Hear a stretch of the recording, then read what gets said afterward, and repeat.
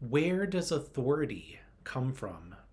It is a strange thing to measure, and something that we as Unitarian Universalists wrestle with in unique ways. But even here, there is authority. Perhaps it is questioned more often, or when it is granted, it is done so with caveats aplenty, but it is still granted. We grant authority when a minister is called, and we grant authority when we elect members to our board of trustees. We give authority to people when we hire them as staff, and we give authority when we nominate people to chair a committee. And we grant authority when people become members of our congregation, too. All of these roles come with the ability to make decisions, to spend funds, to create policies, and to act on behalf of others. Authority is given to people. It isn't innate to them, and it can therefore be taken away. And what the source of someone's authority is can vary. It depends on what a group of people agree is important. UU minister Frederick Muir writes about authority in A Heretic's Faith. He argues that the primary source of authority in Judaism is tradition. The primary source of authority in Catholicism is the hierarchy, and that in Protestant traditions, it is the Gospels. We draw on these sources of authority as well, even as we question them. Our first source of wisdom is our own direct experience of transcending mystery and wonder. We begin with that which we can know best, our own life. We include tradition and the stories and wisdom of not only Judaism and Christianity, but the many religions of the world as well. There is authority found in what has been passed through generations, the things that have survived and been worth keeping, gospels and parables, as well as rituals and holidays that all find their way into our annual cycle of religious life. We also include hierarchy, though it is in a limited way. Our organizations and our religious bodies tend to be more flat than others, but they still have some hills with clergy and boards and committees. We have local congregational connections and larger regions too. The primary source of authority for us, though, is not these inherited ones. Our primary source is the community itself, the congregation. It is there where we gain and give authority to one another. By showing up, we make this place important. By giving our attention to this group of people, we say that they matter.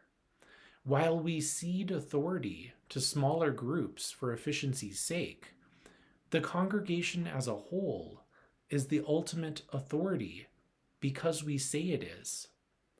And we do not simply cede authority once or even annually at our congregational meeting. We negotiate it weekly and daily. How important is this community this week, or last week, or next week, is something we each wrestle with, and the answer varies depending on what is going on in our individual lives at the time. In seminary, one of my teachers, Mike Hogue, said this: "The religious life is a commitment to the process of interrogation much more than that of affirmation." I think this is true when we are doing religion well. We are not only interrogating or questioning those in charge, but ourselves too. When we ask ourselves what matters in this life, or what does it mean to lead a good life, We are asking religious questions, and where we find answers is where we grant authority to. Do we go to our elders or to people with specific vocations? Perhaps we go to the internet or to books. One place that I believe we go to time and again is our relationships, our communities.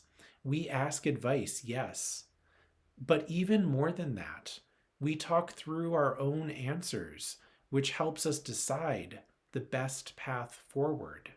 Sometimes that path is the same as those we trust, but even when it is not, it is informed by the conversations we've had here. Going back to Mandy Lee's homily and her description of Brene Brown's hard conversations that might be best labeled rumbles.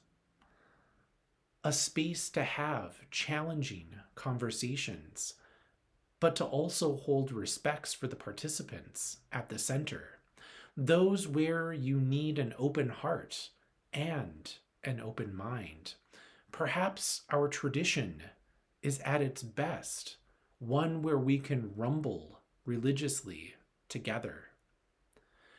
Because when we are in a long-term relationship with a community of people, it changes us, and we change it. We give authority to the group by our participation, and we also gain authority by our participation.